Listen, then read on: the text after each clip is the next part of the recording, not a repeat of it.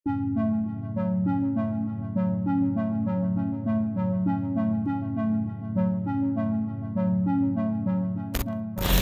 Malaysia harus tunduk kepada Indonesia dalam membuat keputusan? Malaysia kini benar-benar merasakan dampak dari kesombongannya yang dulu sampai sekarang meremehkan pekerja migran Indonesia. Setelah banyak pekerja Indonesia berkurang, Malaysia mulai menghadapi kekurangan tenaga kerja dan terpaksa merekrut pekerja dari negara lain, terutama Bangladesh dan Asia Selatan lainnya. Sebab kamu binatang, pasal itu kita tak dengar. Kalau bukan binatang, kita dengar. Ini bukan manusia, ini binatang daripada negara jiran. Lagi sekali nak hantar binatang yang cerdik sikit. Boleh? Hantar binatang yang cerdik. Sebab bagi kita di sini, semoga Pak Prabowo lihat ini, betul? Semoga siapa-siapa punya bapak pun lihat perkara ini, mau tahu. Kamu punya negara, bagi tahu sama kamu punya kerajaan. Assalamualaikum warahmatullahi wabarakatuh.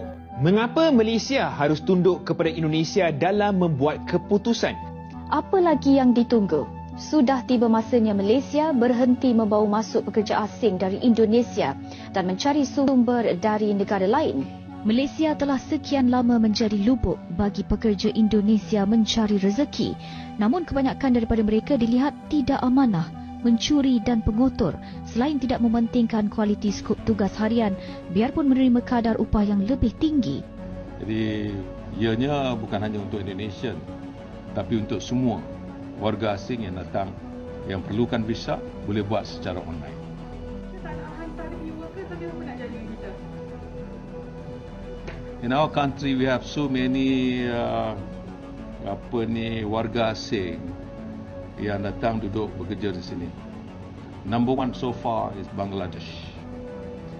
Saya sudah sampai Malaysia, saya buat kerja kayo soba. Sini cari makan dulu re, jangan cari cinta, nanti duit sudah habis re.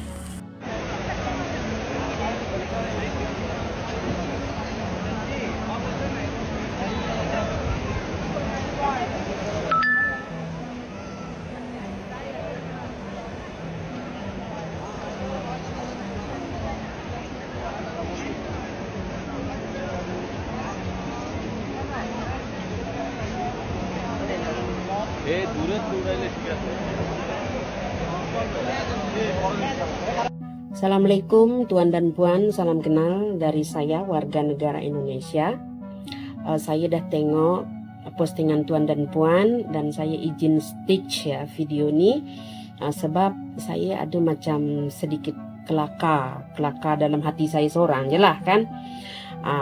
Sebab beberapa waktu lalu saya sering sangat dengar bahawa segelintir rakyat Malaysia mengatakan berhenti sajalah bekerja sama dengan warga Indonesia atau berhentilah mengambil pekerja dari Indonesia gitu kan, apalagi isu-isu waktu itu yang menghina apa itu ini, nggak tahulah, kurang pemahaman saya dalam menjelaskan. Namun di sisi lain di sini kalau menurut saya pribadi sepatutnya orang dekat sana tuh berbangga hati atau berbesar hati gitu kan, banggalah macam itu kan. Sudah tidak ada lagi orang-orang kami warga Indonesia yang berlambak-lambak dekat KLCC itu, sebab saya pun dulu lumayan juga lama duduk dekat Malaysia. Nah jadi maaflah kalau bahasa saya ini kurang bagus, kurang baik gitu kan. Kalau menurut saya pribadi sebaiknya korang tuh bersyukur sebab orang Indonesia dah tak ada kan. Korang kan cakap lebih baik ambil dari Bangladesh, Myanmar, Pakistan, maybe India atau mana tak tahulah kan, atau Kamboja gitu. Mungkin korang lebih memilih adaptasi dengan mereka dibandingkan dengan kami orang rakyat Indonesia gitu kan. Kalau menurut saya korang sepatutnya bangga dan bersyukur gitu bahwa negara korang sekarang sudah dipenuhi dengan mereka yang berkulit hitam gitu kan. Mungkin korang budaya korang mungkin lebih sama, tapi kalau saya dengar pendapat orang-orang yang tersohor, mereka berkata bahwa adat dan budaya kita ini kurang lebih sama saja, tapi engkau orang lebih memilih dari negara salah satu contohnya kayak Myanmar, Nepal, mungkin apa itu tadi itu Bangladesh, Pakistan dan negara lainnya gitu kan. Jadi engkau orang sepatutnya bersyukur dalam hal ini gitu. Jadi sudah tidak ada lagi orang Indonesia yang berlambak-lambak dekat KLCC, tidak ada lagi orang Indonesia yang berlambak-lambak dekat setiap daerah korang gitu kan. Nah, sepatutnya kalian bangga gitu loh. Jadi tak payah merasa risih. Ya kan? Di sana ada sarung khan, ada sarung kain, ada anjir khan, ada pokok banyak kan sudah sekarang top Malaysia. Saya acungi jempol sekarang Malaysia. Ya, sudah pada top markotop sekarang Malaysia. Pokoknya segala kan semua ada di sana. Saya acungi jempol Malaysia. Syabas untuk Malaysia sekarang ya. Saya puas hati tengok. Sebab dengan ini semua sudah mewakili perasaan saya selama ini gitu kan, atau perasaan kami sebagai rakyat Indonesia selama ini gitu. Oke, mungkinlah kalau orang mengecam yang masuk tanpa izin gitu, tapi bagi kami yang masuk secara legal gitu merasa gimana gitu loh ya. Pokoknya syabas buat Malaysia sekarang. Kami warga Indonesia sudah tidak berlambak-lambak dekat Kuala Lumpur atau KLCC ya, tapi sekarang sudah dipenuhi dengan kan. Hei kawan, ini Malaysia. Sini orang hitam ke putih, tak ada masalah. Awak duit ada, you lagi cantik. Paham? Power and the money and the power.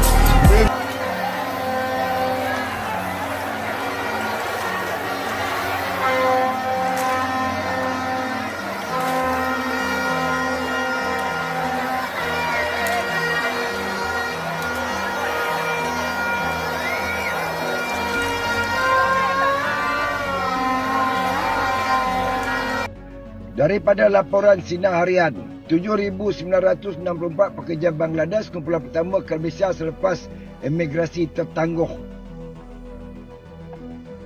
Bertarikh 28 Januari 2025, ini laporan terbaru yang kita baca. Saya kadang-kadang pun tidak faham polisi di Malaysia ni. Masalah di Malaysia, pekerja warga asing yang menyalahkan gurun permit cukup banyak, terutama Bangladesh. Kita bukan tidak suka mereka datang Malaysia, tidak. Tapi selesaikan dulu masalah dalam Malaysia. Berapa banyak ditahan di immigration, hantar pulang dulu. Dan mereka di blacklist tak boleh masuk dah. Selesaikan dulu dengan majikan-majikan yang menggaji pekerja-pekerja warga asing tanpa permit. Kuat kawasan undang dulu. Kan? Ini kerajaan asyik berlembut artikel. Tapi tindak balasnya tak ada. Kadang-kadang saya tengok kesian immigration. Bertungkus lumus, ras sana, ras sini, ras itu. Ingat apa orang pekerja immigration tu tak kecewa dengan tindakan macam ni. Kecewa. Tapi mereka apa boleh buat, turut perintah. PBT, roboh sana, roboh sini. Besok naik lagi, bulan depan naik lagi. Kerana kena apa pekerja asing, berpeniaga asing. Contoh Melaka, sewenang-wenang suruh barang, suruh minyak, suruh itu. Wahnya mereka tak boleh berniaga. Tapi peniaga banyak Bangladesh. Saya tak kata Bangladesh tidak baik, tetapi perangai mereka. Yang pertama, tidak menepati undang-undang. Tidak ikut lalu lintas undang-undang. Kalau penduduk tempatan, sekejap aja cukup memandu tanpa lesen, tanpa apa di jalan raya. Nak tambah lagi. Yang ada pun tak turus dah. Kadang-kadang kita terkasihan tengok KKM PDN, serbu sana, serbu sini. Tak pernah habis. Kan? Ada saja berita-berita terbaru daripada KPDN. Ingat KPDN bangga kau tunjuk dalam TikTok tu. Letih, Datuk. Immigration tu, letih. PPBT tu. Mereka terancam tu. Ya. Jadi, tangguh dulu. Ini trip pertama entah 10 trip. Kita tak tahu. Selesaikan dulu masalah dalaman di Malaysia ini. Baru kita boleh ambil yang lain. Dan buat sistem undang-undang tu betul-betul. berapa ramai yang di luar ni yang salah guna permit berniaga, kan? Sewa nama tempatan berniaga, bawa motor. Kalau nak disita lah motor ni, berapa banyak patut keluar saman. Bayar tidak, kita tak tahu. Pakistan boleh pakai nama dia sewa motor semua. Ini kadang-kadang kerajaan kena ambil tahu benda-benda ni.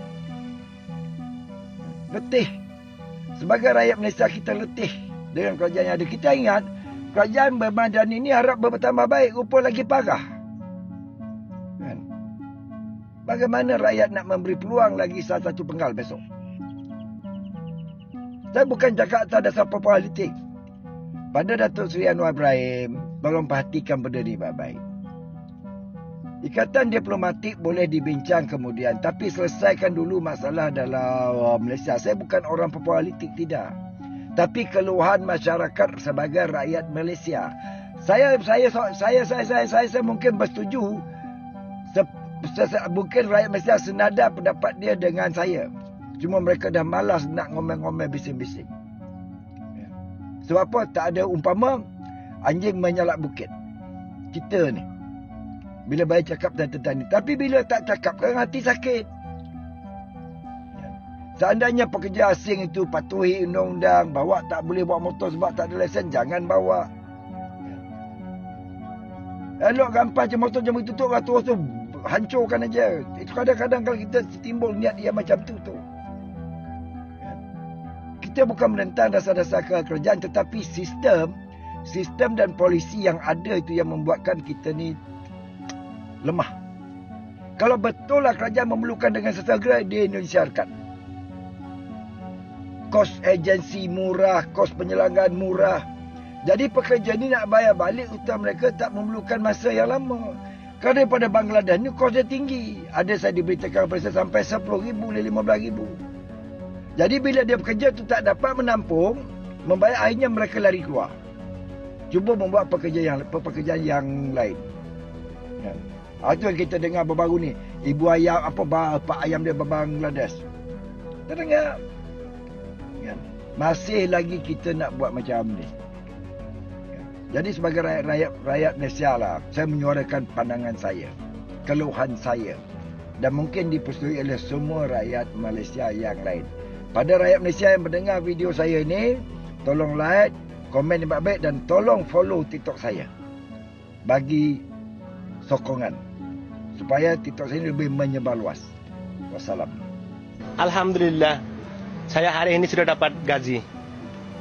1 bulan 2 kali gaji. 15 hari ada gaji. Sudah dapat hari ini 1.400. Tapi ini orang tak guna. Sayang Tara, I miss you, janda. Harus dong nangis. Mari angkat duit. Kehadiran warga Asia Selatan itu dalam jumlah besar justru membawa tantangan baru.